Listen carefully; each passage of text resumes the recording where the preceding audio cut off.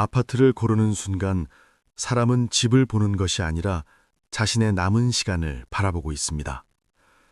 이 이야기는 집 이야기 같지만 사실은 인생 이야기입니다. 지금 이 영상을 보시는 분들 중에도 이런 생각을 해보신 분들이 계실 것입니다. 지금 이 집이 내 인생의 마지막 집이 될 수도 있겠구나. 그 생각이 스치는 순간 아파트 선택의 기준은 완전히 달라지기 시작합니다. 오늘 이야기는 60대와 30대의 아파트 선택이 왜 같아서는 안 되는지, 그리고 그 차이를 모르고 선택했을 때 어떤 후회를 남기게 되는지를 한 분의 실제 삶을 따라가며 차분히 풀어드리는 이야기입니다. 끝까지 보시게 된다면 앞으로 집을 고를 때 절대 흔들리지 않는 기준 하나를 마음에 품게 되실 것입니다. 어느 날 한 남성이 조용히 상담을 요청했습니다.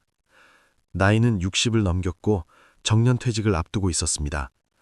아이들은 모두 독립했고 아내와 단둘이 사는 집을 다시 고민해야 할 시점이었습니다.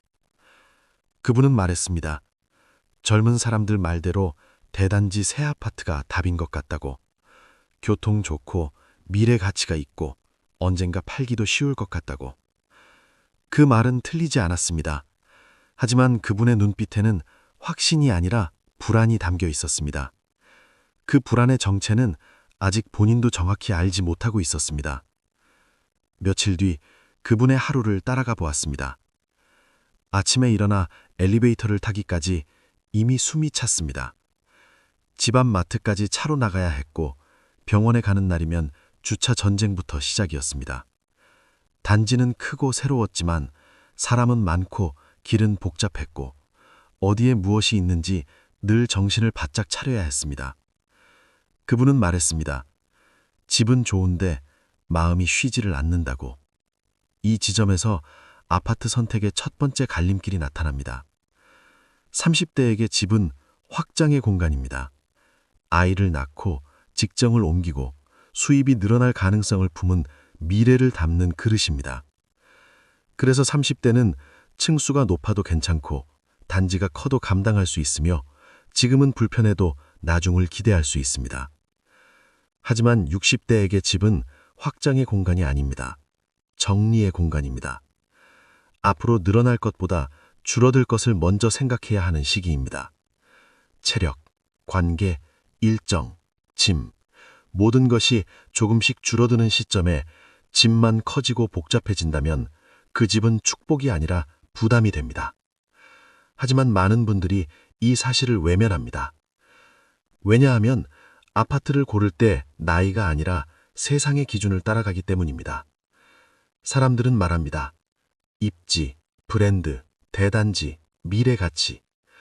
그 말들은 틀리지 않았지만 모두 30대의 언어입니다. 60대의 언어는 다릅니다.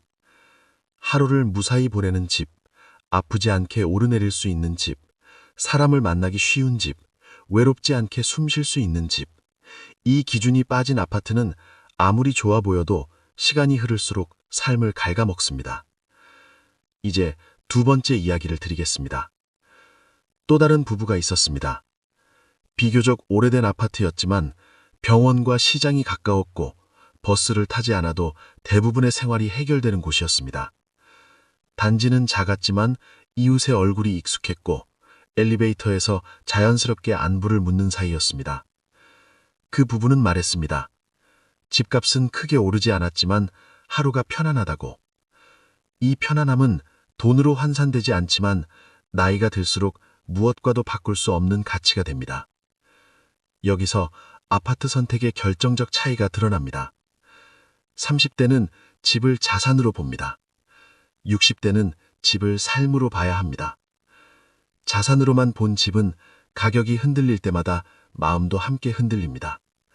하지만 삶으로 본 집은 날씨가 흐려도 몸이 조금 불편해도 하루를 견디게 해줍니다. 이 차이를 모르면 사람은 좋은 집에 살면서도 불행해질 수 있습니다. 이제 중요한 질문을 하나 드리겠습니다. 지금 보고 계신 여러분의 집은 자산입니까? 아니면 삶입니까? 이 질문에 바로 답이 나오지 않는다면 아파트 선택의 기준을 다시 세워야 할 때입니다.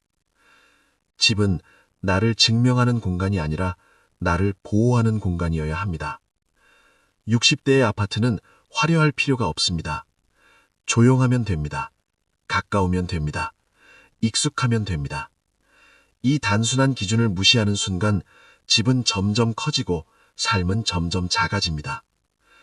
이 이야기를 지금 듣고 계신 분들 중에는 이미 선택을 끝내신 분도 계실 것이고 아직 고민 중인 분도 계실 것입니다. 어느 쪽이든 괜찮습니다. 중요한 것은 이제라도 자신의 나이와 삶의 속도를 정직하게 바라보는 것입니다. 집은 남에게 보여주기 위해 사는 것이 아닙니다. 매일 아침 눈을 떴을 때 오늘 하루를 무사히 살아낼 수 있게 해주는 그런 공간이면 충분합니다. 오늘 이야기에서 한 가지라도 마음에 남았다면 그것으로 충분합니다. 앞으로도 중년 이후의 삶과 선택에 대해 현실적이고 편안한 이야기를 계속 전해드릴 예정입니다. 이런 이야기가 도움이 되셨다면 구독과 좋아요를 통해 함께 해주시면 큰 힘이 됩니다. 끝까지 함께 해주셔서 진심으로 감사드립니다.